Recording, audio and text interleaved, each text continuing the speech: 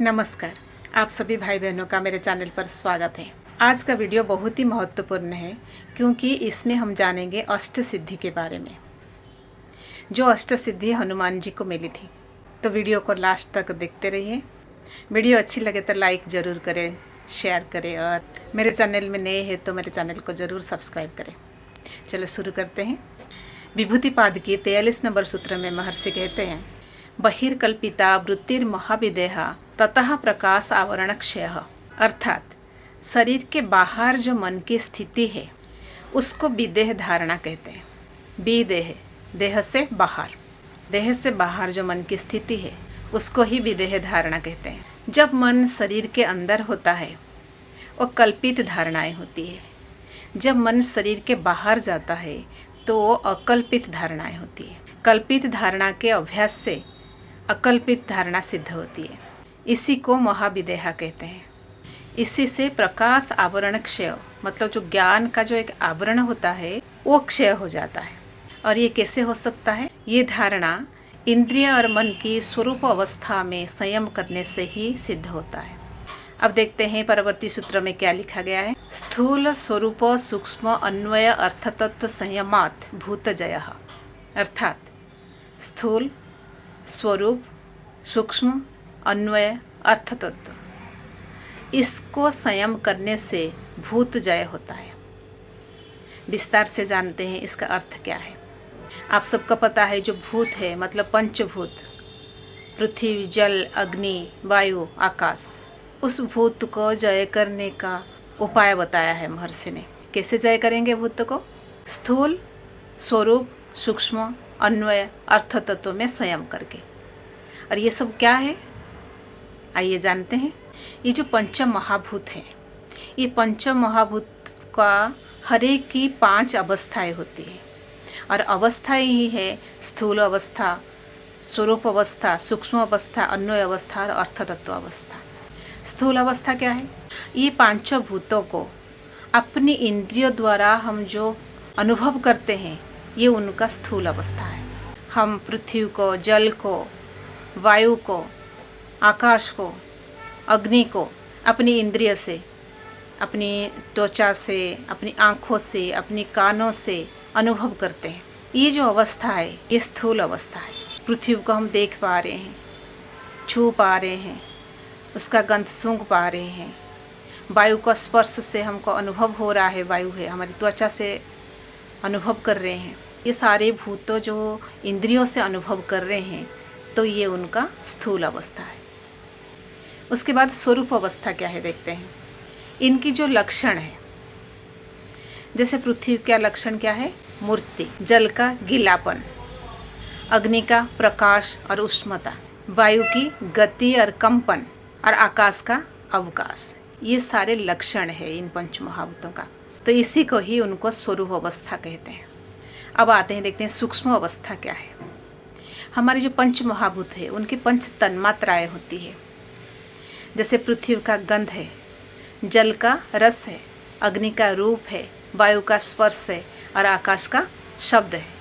ये 5 महाभूतों का जो 5 तन्मात्राएं हैं, गंध, रस, रूप, स्पर्श और शब्द, ये उनकी सूक्ष्म अवस्थाएं हैं। और ये अन्वय अवस्था क्या है? 5 महाभूत में जो तीनों गुणों का स्वभाव यानी प्रकाश, क्रिया और स्थिति होता है, ये उनकी अन्वय अवस्था है। सत्व, रज, तम, ये तीनों गुण हैं। सत्व का प्रकाश है, रज का क्रिया है और तम का स्थिति है। ये उनकी स्वभाव है। और ये पंचभूत में ये जो प्रकाश, क्रिया और स्थिति का जो स्वभाव व्याप्त है ये है अन्वय अवस्था। और अर्थ तत्व अवस्था, अर्थ तत्व मतलब अर्थ के लिए, प्रयोजन के लिए, किस अर्थ के लिए ये अवस्था है। ये जो 5 महाभूत है पुरुष के भोग और अपवर्ग के लिए ही है। पुरुष के भोग और अपवर्ग के लिए ही उनका प्रयोजन है। और ये उन्हीं का अर्थ तत्व अवस्था है। और ये 5 भूतों की 5 अवस्थाओं में संयम करने से भूत जय होता है। मतलब पंच महाभूत को जय करने की शक्ति साधक में आ जाती है। जब साधक भूतों पर विजय प्राप्त कर लेता है तब क्या होता है, इसके लिए महर्षि कहते हैं ततो अणिमा आदि प्रादुर्भावः काय संपद तद धर्मानिभिघातश्च। भूतजय से 3 तरह की सिद्धियाँ मिलती। एक तो अणिमा आदि अष्ट सिद्धि मिलती है और काय संपत्ति मिलता है। तीसरी चीज़ क्या मिलती है? तद धर्मानिभिघात, मतलब उन पंच महाभूतों की धर्म से बाधा ना होना, और ये सब चीज़ मिलती है भूतजय से। अब बताती हूँ अष्ट सिद्धियाँ क्या क्या है। पहली सिद्धि अणिमा। अणिमा मतलब अणु जैसा छोटा हो जाना। जैसे रामायण में आपने पढ़ा होगा, जब समुद्र पार करने के लिए हनुमान जी गए थे तो हनुमान जी सुरसा के मुख में प्रवेश कर लिए थे, एक मक्खी के रूप में छोटा हो गए थे। ये उनकी अणिमा सिद्धि का फल है, अपने शरीर को अपनी इच्छा के अनुसार छोटा कर देना। अभी जो दूसरी सिद्धि है वो है लघिमा। लघिमा मतलब होता है हल्का हो जाना, अपने शरीर को इतना हल्का कर देना, जल में भी तैर सकते हो, नीचे चलोगे तो पैरों में कांटा तक नहीं चुभेगा, पंख तक नहीं लगेगा, कीचड़ नहीं लगेगा, इतना हल्का हो जाएगा, रुई जैसा आसमान में भी उड़ सकते हो। ये है लघिमा सिद्धि का लक्षण। जिनको लघिमा सिद्धि मिलती है उनका शरीर इतना हल्का हो जाता है वो आकाश में भी उड़ सकते हैं। तीसरी सिद्धि है महिमा।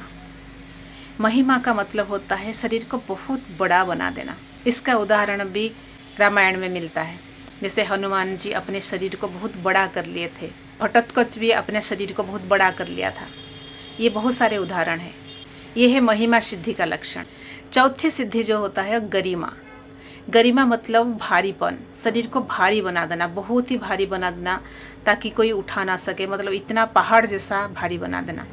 जब हनुमान जी रास्ते पर लेटे हुए थे और भीम जी जा रहे थे, उनका पूंछ रास्ते के बीच में थी, तो भीमसेन ने कहा कि पूंछ हटा दो, मुझे जाना है।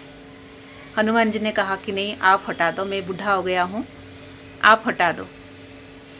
भीमसेन ने अपने पूरी ताकत लगा के भी उनकी पूंछ को नहीं हटा पाए थे। ये जो सिद्धि, ये गरिमा है। पांचवी सिद्धि जो है वह प्राप्ति। प्राप्ति का मतलब जो कोई वस्तु है, जो कोई भौतिक पदार्थ है, उसको इच्छा मात्र से वो आपके सामने उपस्थित हो जाना।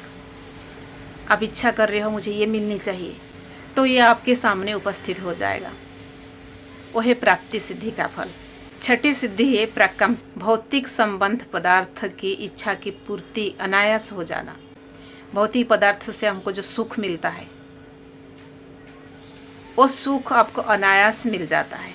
आप इच्छा मात्र से आपकी वो सुख आपको मिल जाता है। प्राप्ति में क्या था? भौतिक पदार्थ मिल जाता था। 7वां नंबर सिद्धि है वसित्व। वसित्व में पांचों महाभूत और पांचों महाभूत से जितने सारे पदार्थ बनी हुई है उन सबको अपने बस में कर लेना। पांचों महाभूत भी बस में हो जाते हैं और उसमें जो पदार्थ जन्मे हैं वो भी बस में हो जाते हैं वसित्व सिद्धि मिलने के बाद। और 8वीं सिद्धि है ईशित्व। ईशित्व में पांचों महाभूत और भौतिक पदार्थों का नाना रूप में उत्पन्न करने की शक्ति आ जाती है और उन पर शासन करने की भी शक्ति आ जाती है। पांचों महाभूत को ईशित्व सिद्धि के बाद खुद उत्पन्न कर सकते हैं और पांचों महाभूत से और भी जितने सारे पदार्थ बनी हुई है उसको भी उत्पन्न कर सकते हैं और उसके ऊपर शासन कर सकते हैं, उसको बस में कर सकते हैं। और ये सब कैसे हो पाता है? भूत जय से, पंचभूत को जय करने से। और क्या मिले थे? ये तो अष्ट सिद्धियाँ मिली भूत जय से। 3 चीज़ मिले थे, एक ये अष्ट सिद्धियाँ और एक काय संपत्ति और एक जो पंच महाभूत है उन्होंने अपने धर्म से बाधा न होना। तो काय संपत्ति के बारे में तो अगले सूत्र में पढ़ेंगे। अभी ये जो तीसरी सिद्धि है वो क्या होती है बता देती हूँ। भूतों के धर्म से बाधा न होना, मतलब जैसे पृथ्वी है, पृथ्वी एक पंच महाभूत है। पृथ्वी का जो धर्म है वो ठोसपन होता है या कड़ापन होता है, लेकिन ये जो धर्म का बाधा न होना, उसका मतलब है साधक को भूत जय होने के बाद वो जैसे जल के अंदर प्रवेश कर सकता है, वायु के अंदर प्रवेश कर सकता है, ऐसे पृथ्वी के अंदर भी प्रवेश कर सकता है। पृथ्वी का जो धर्म है उसमें बाधा नहीं डालेगी। जल का धर्म है गीलापन, जल में डूबने के बाद उसका शरीर गीला ही नहीं होगा। आग का धर्म है उष्णता, आग में प्रवेश करने के बाद भी उसका शरीर जलेगा ही नहीं, तो भूत जय से ये सब सिद्धियां प्राप्त हो जाती है। अब देखते हैं काया संपत्ति के बारे में महर्षि ने क्या कहा है। 46 नंबर सूत्र में कहा गया है, रूप लावण्य बल वज्र संहननत्वानि काया संपत्ति। काया संपत्ति में क्या क्या आते हैं? रूप, लावण्य, बल, वज्र, ये 4 चीज़ शरीर के संपदा है। क्या क्या है? रूप मतलब सुंदर शरीर, लावण्य, लावण्य मतलब होता है समस्त शरीर में चमक, लचीला, बल, बहुत बल आ जाता है शरीर में, वज्र मतलब शरीर बहुत दृढ़ हो जाता है, वज्र की तरह दृढ़ हो जाता है। और शरीर की ये संपदाएं हैं, रूप, लावण्य, बल और वज्र, ये भी भूतजया से मिलती है। आज आपने अष्ट सिद्धि के बारे में जाना, काया संपत्ति के बारे में भी जाना।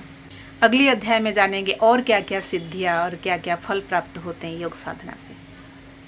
तब तक के लिए आज्ञा दीजिए। नमस्कार।